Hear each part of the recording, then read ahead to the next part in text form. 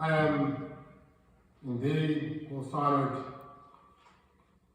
to be in your presence. So, good evening, distinguished guests, Jewish community of Rockville Center, members, educators, students, community leaders, clergy, public officials, and friends, brothers and sisters, in purpose and shared humanity. I greet my colleagues, Southside School students, Lauren Ferranzani and Kate Gupta. Tonight I stand before you not merely as an author, but as a vessel that carries stories to sacred individuals and voices too brave to remain unheard. I come to you as a custodian of memory and witnesses to humanity's darkest capacities and the brightest sparks of resilience and hope. This gathering tonight is more than a lecture or presentation. It is an invocation, a sacred summoning of conscience and commitment. This evening is about remembrance, but more than that is about resistance. Resistance to hatred, silence and the forces that continue to divide and dehumanize. For over 30 years, I've been entrusted with stories from Holocaust survivors, harrowing, heartbreaking, and utterly human. These were not statistics. These men and women whisper truth in my ear, not because I demanded answers, but because I listened with reverence. Survivors like Sally Fishberg, Sammy Steidman, Inger Achenbacher, and my beloved friend and mentor, Samuel Bykoff. Their voices echoed not just in my heart, but through every word in the book I bring to you tonight.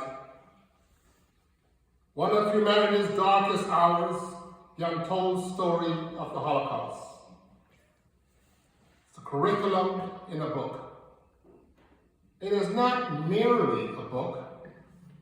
It is a bridge between the past, the present, between strategy and testimonies, between silence and courage. It is a curriculum with a conscience embedded with QR codes, interactive technology, and chatbot tools to make history not only accessible, but alive. We walk through ghettos, we enter the shadows of camps, we listen to the voices from the gas chambers and gallows, and in those voices we hear something more potent than despair, defiance. We hear humanity clawing its way through history's darkness and history's darkest corners, declaring, "You may take my life, but you will not erase my name." You may have heard about Auschwitz, where 1.1 million people were slaughtered. You may have heard about Treblinka, where 900,000 were murdered. You may have heard about Balzik and Sobibor. But have you heard of the forgotten killing fields of Transnistria? Have you heard of that?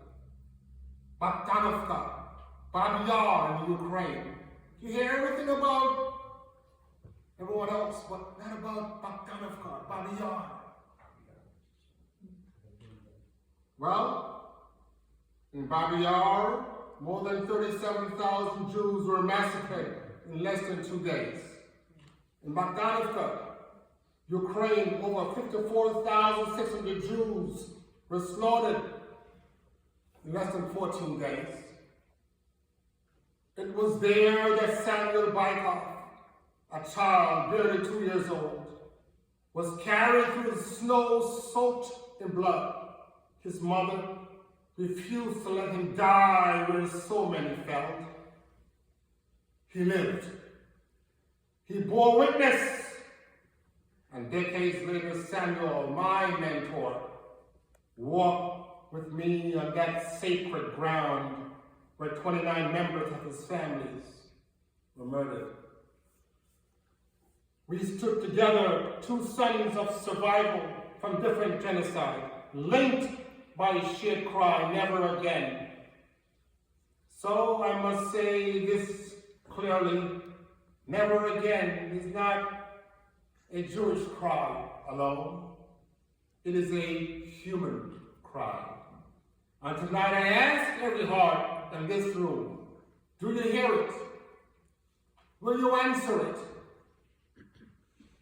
People from all avenues of life ask, Mr. Bill, yes, why do you, a black man, dedicate so much of your life to telling the story of the Holocaust? And my answer is, it remains the same all the time. Because I have seen what happened when the world remains silent.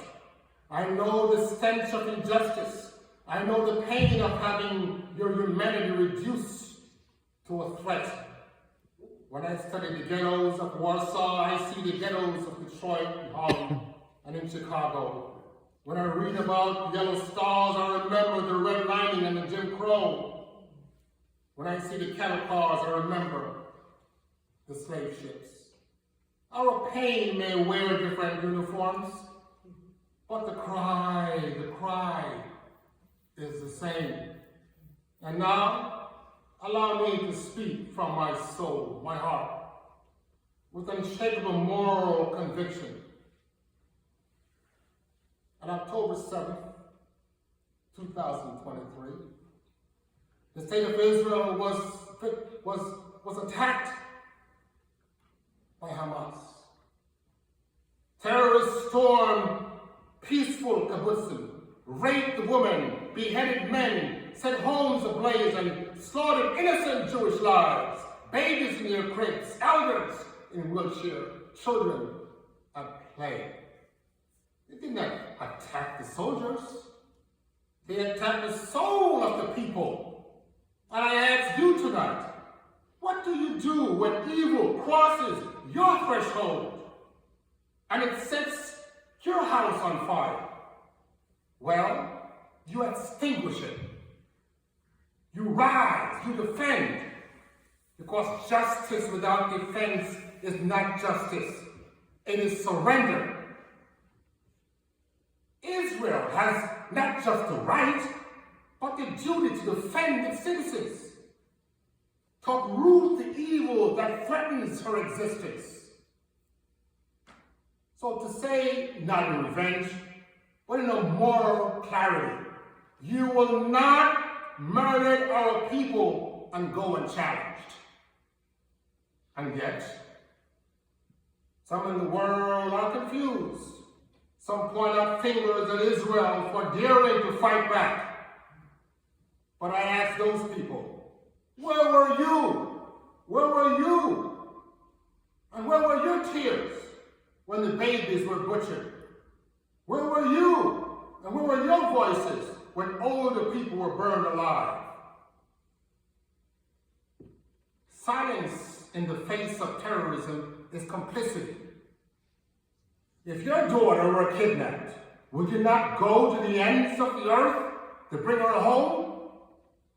If your synagogue were bombed, would you not demand justice? You must not moralize genocide. You must not negotiate with hatred. And you must not ask those who bleed to apologize for defending their right to exist. Let it be said here tonight, the defense of Israel is the defense of civilization.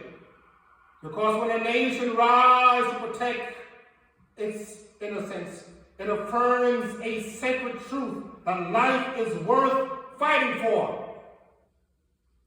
This book This movement, this message, is not just about the past. It's about the battle for truth happening right now. And the battlefield is not only Gaza or Jerusalem. The battlefield is TikTok. It is university lecture hall. It is the dining table's conversation. It is the silence we allow when someone makes an anti-Semitic joke and we do not correct them. We're fighting an invisible war against apathy, distortion, and denial. We must fight it with education, empathy, and unwavering resolve. Let me be even more personal. When I stood at that blood-soaked ground in Bogdanovka, where the 54,600 Jews were massacred in Ukraine, I did not just see only Jewish graves. I saw the graves of the unborn children in Rwanda, the silenced women of Darfur, the chained souls of the Middle Passage. I saw what happens when hatred is allowed to fester, when propaganda is normalized, when the good people remain silent. So yes, I am a black man who teaches about the Holocaust, who fight for the services of Holocaust survivors, and advocate for Holocaust education. Yes, because oppression everywhere threatens liberty everywhere. Because the pain of the Jewish people is not an isolated story. It is a warning, and we ignore it at our peril. Let us not allow history to repair or to repeat itself, not because it must, but because we allow it. Let us rise as guardians of memory, as young Southside students, Lauren Faranzani and Kate Gupta. Let us be fierce in our compassion. Let us teach until ignorance has no sanctuary. Let us love so loudly that hate is drowned out forever. And when they ask what we did in the face of rising hate, we will say, we remembered, we resisted, we rose. So to my fellow educators, leaders, students, freedom fighters, let this book be your weapon. Let it be your armor, let it be your song. Never again, it's not just a phrase. It is a charge, it is a torch. And it must be carried not by the few, but by all. So thank you. May God bless the survivors. May He comfort the mourners. May He strengthen the defenders of justice. And may each of us tonight leave this place inspired and ignited with courage, with commitment, with compassion. Rise with me. Stand with Israel. Stand with truth. And above all, stand with humanity. Tonight and never forget. Never again. Thank you.